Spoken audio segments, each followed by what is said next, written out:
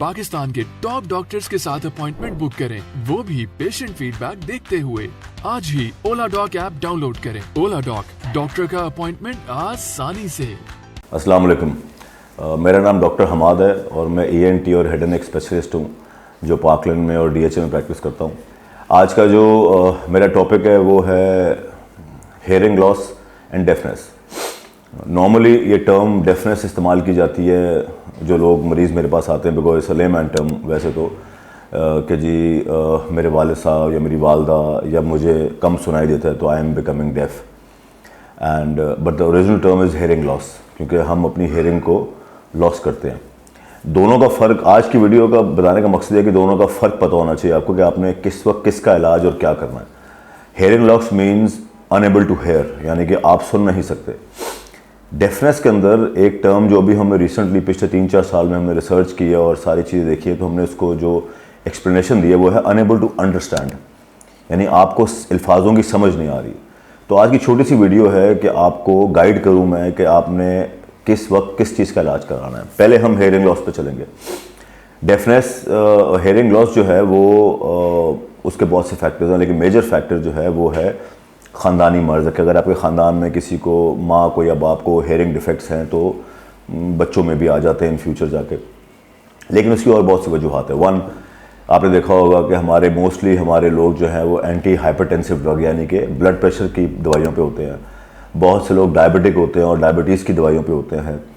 बहुत से लोग लिवर की दवाइयों पे होते हैं, आर्थराइटिस की दवाई पे होते हैं। तो इसमें से कुछ, और TB की दवाइयों पे होते हैं। इसमें से बहुत सी ऐसी चीज़ें हैं जो ऑटोटॉक्सिक कहलाती हैं। ऑटोटॉक्सिक का मतलब होता है कि वो कंटिन्यूस लंबे अरसे दवाई खाने के बाद हमारे कान की नसों को ख़राब कर देते हैं। अब उसके अंदर ये होता है कि वो फिर आहिस्ता आहिस्ता बहरे हो जाते हैं। दूसरी एक वजह होती है कान से पस आना, कि अगर बचपन से कान से पस आ रही है और हम उनको बोल बोल के थक जाते हैं कि जी कान से पस, पर्दा आपका ख़राब है, पर्दे में सुराख है, इसको फ़ौरन ठीक करें, इसका ऑपरेशन कराएं ताकि इन फ्यूचर में, और कॉम्प्लिकेशन तो बहुत ज़्यादा है उसके अंदर, जिस तरह चक्कर है। ये टॉपिक मैं अगली वीडियो में डिस्कस करूँगा बाद में।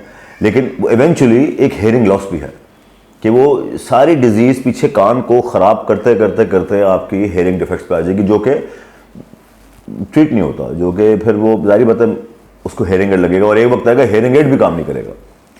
और तीसरी वजह जो है वो कुदरती अमल है कि अगर कुदरत की वजह से ख़राब हो गया, ओल्ड एज की वजह से ख़राब हो गया, इसकी ट्रीटमेंट गाइड करूँगा कि सबसे पहले इसका प्लीज़ फ़ौरन टेस्ट कराया करें।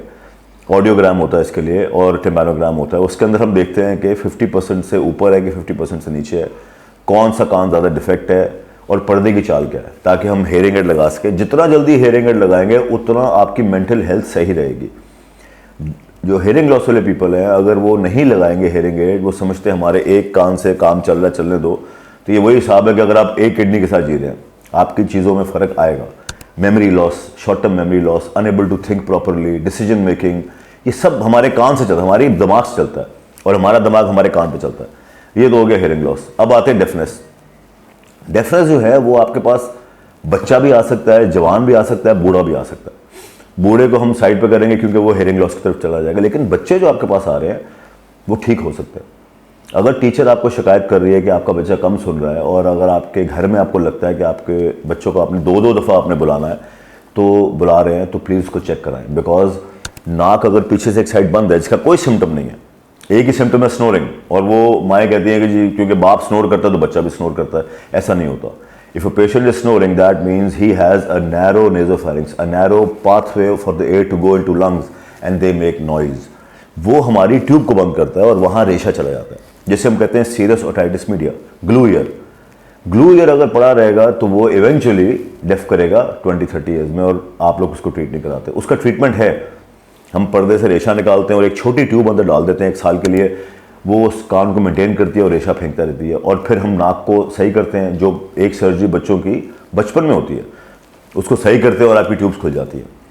दूसरा, पर्दे में होल, बच्चे कान में चीज़ें डालते हैं, कॉटन बड मारते हैं आप लोग, पर्दे में होल हो जाता है और आप you are unable to understand because your drum doesn't move, वो चलता नहीं है और वो कुछ वर्ड मिस कर जाता है। तो you think you deaf, you hearing loss में जा रहे हैं, लेकिन दैट इज़ अ डेफनेस, कि दिस इज़ क्योरेबल। पर्दा नया लगाएंगे, कान को ठीक करेंगे, कान को बनाएंगे और eventually you will get fine. फिर हमारे नाक से होता है, जिनकी नाक की हड्डी टेढ़ी है उनको सांस सही आता है, उनकी स्लीप सही है, उनकी हर चीज़ सही है। हालांकि नाक टेढ़ी हड्डी के बहुत से फैक्टर्स हैं जो कि हम बाद में डिस्कस करेंगे, लेकिन एक फैक्टर कान का बंद होना भी है। तो जो कान बंद होता है क्योंकि ट्यूब बंद हो जाती है और आप लोग उसको किसी और तरफ ले जाते हैं। बहुत से लोग चेक कराते हैं, बहुत से लोग चेक नहीं भी कराते। ये पैगाम उनके लिए है जो अपनी हेयरिंग को इग्नोर करते हैं कि समझ नहीं आ रही, प्लीज़ डॉक्टर के पास जाएं, ऑडियोग्राम कराएं, टिम्पैनोग्राम कराएं, कान का चेकअप आजकल हमारे पास, जैसे हमारे पास एंडोस्कोप्स है, मैं वहीं बैठ के सारा हम मुआयना कर लेते हैं एंडोस्कोप से और कैमरे से, और हमें बीमारी का पता चल जाता है और हम उसको ठीक करते हैं। बहुत से ऐसे बच्चे ठीक हुए हैं जो हेयरिंग लॉस में थे। तो आज का जो टॉपिक है वो सिर्फ ये समझाना है कि आपको डॉक्टर के पास कम सुनने जाना ही जाना है और उसका ट्रीटमेंट फ़ौरन है, क्योंकि हमारे कान से हमारी ज़िंदगी चलती है। आप सुनेंगे तो आपका माइंड काम करेगा और आपका माइंड काम करेगा तो आप एक्टिव होंगे। Otherwise if your brain thinks you're dead तो यू विल स्टॉप थिंकिंग। आपको आपकी सोच, आपके डिसीजंस, आपकी मेमोरी ख़राब होना शुरू हो जाएगी। तो प्लीज़ अपनी हेयरिंग को अपने हिसाब से देखें, फ़ौरन डॉक्टर के पास जाएं, ENT के पास, ऑडियोग्राम करा के इसको चेक कराएं। वैक्स की वजह से बंद हो जाता है। मेरे पास एक पेशेंट आया, बस समंदर पे गया हुआ था, कहता उसके बाद हेयरिंग ठीक नहीं हुई। साल बाद मैंने मुआयना किया तो अंदर रेत पड़ी हुई थी, पता नहीं कितनी पुरानी। अब उस रेत ने पूरा पर्दा ख़राब कर दिया था, तो फिर हमने उसको बनाया। खैर से 80% माशाल्लाह वो ठीक हो गया। प्लीज़ अपने डॉक्टर्स के पास चेक कराएं, अपनी हेयरिंग लॉस को ठीक कराएं। Thank you. पाकिस्तान के टॉप डॉक्टर्स के साथ अपॉइंटमेंट बुक करें, वो भी पेशेंट फीडबैक देखते हुए। लाखों लोगों की तरह पाकिस्तान के सबसे बड़े डॉक्टर नेटवर्क का फायदा उठाएं और आज ही ओला डॉक ऐप डाउनलोड करें। ओला डॉक, डॉक्टर का अपॉइंटमेंट आसानी से।